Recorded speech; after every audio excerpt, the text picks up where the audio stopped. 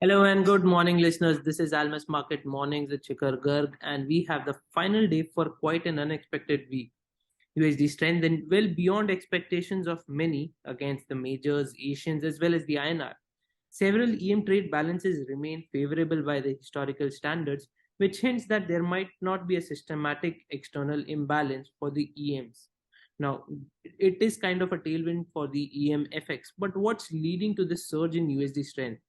Partial USD squeeze in the shorter tenor. Is that it? I mean, Pankaj, Jayaram, what is the case going on? What I'd like you to tell us what's going on and what should we be expecting?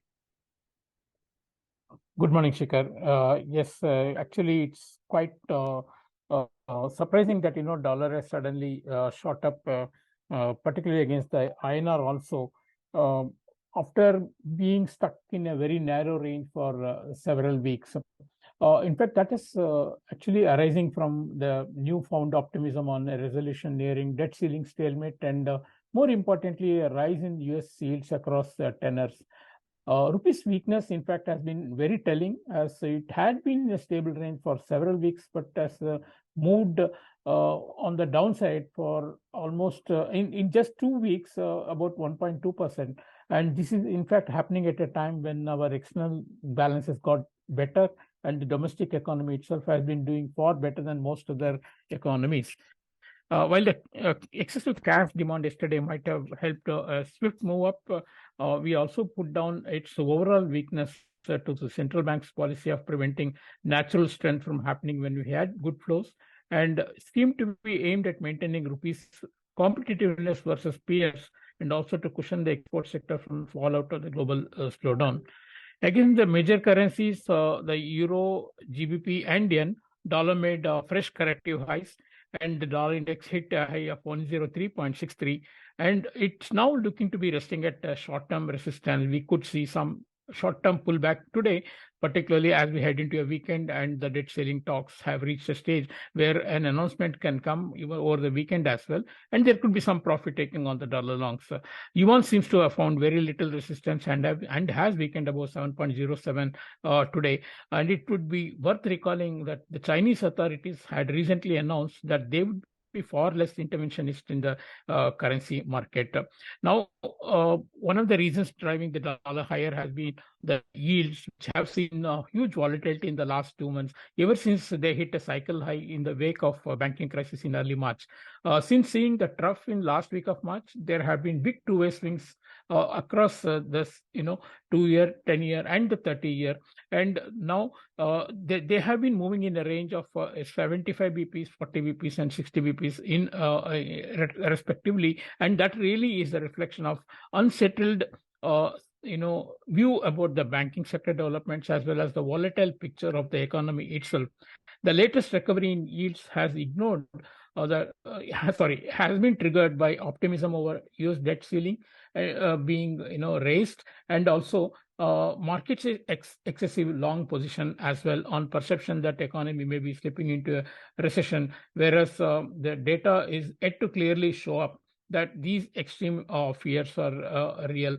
And we are seeing that many of the Fed members also losing no time in quelling these fears. And yesterday we did have a couple of officials talking about the need for a rate rise also in June if it was supported by data. And overall, they are not happy about the way the inflation has been falling. And really, it's not a given that the pause for the month of June is given. That is what has been coming up from their statements as well. Now, apart from the rise in yields, new economic data also helped risk sentiment in equities. Although Dow was marginally lower, we did see Nasdaq and S&P 500 put up a good show. European stocks hit a new multi-month high, and these are all down to the fact that the debt ceiling uncertainty is probably going away, and also the economic data from US has been very supportive. Yesterday, after the good retail sales, industrial production, and housing data earlier in the week, we saw Philly Fed survey showing conditions improving more than expected. New orders and prices paid, all of them recording better. Existing home sales was also, existing home sales was somewhat disappointing, but the conference board's leading indicators were definitely better. But if you look at the Japanese data published today, core CPI has risen at the fastest pace since 1981, that is a 42-year high, while the year-on-year core inflation rose much faster at 4.1%. Even the headline inflation has soared to 3.5 versus 2.5 expected. The numbers, of course, have hardly elicited any reaction in the Japanese currency or in the JGB yields. And while we have a better growth, better consumption, and higher inflation in the Japan, it seems hardly any action will be forthcoming from the policymakers, and the market is seeing the yen comfortably trading at its multi-month lows again. Japanese Nikkei index in the meantime has hit a peak that was seen last in 1990. The emerging mixed picture of the economy in US is a far cry from the dire state the market was presuming, and that is actually helping the stocks as well as the yields to be on a better footing. And to sign off the week of several data and events, we will have speeches today with the FRB New York President Williams and Fed Chair Powell speaking. The latter dwells on perspectives on monetary policy. Perhaps this would keep the market somewhat less volatile for the day. And before that, we do have German PPI and, of course, all important G7 statements, because the G7 statements officials who have reached a new level of cooperation more than a year into Russia's war are set to unveil a new round of sanctions against Moscow when the summit officially opens on Friday, as well as to announce that they would redouble their efforts to enforce existing sanctions meant to stifle Russia's war efforts and punish those behind it, as per a US official statement. Yes, I think China and US may be slightly watching these developments and the statements, because they have been importing a lot of oil from Russia, which definitely is not to the liking of the G7 official. All in all, we are ending a very volatile week of the markets, and probably a slightly a smoother session is ahead, but we should be expecting more news over the weekend. Thank you. Okay, JK. So it's not gonna be an easy weekend altogether with a lot of updates that we are getting in.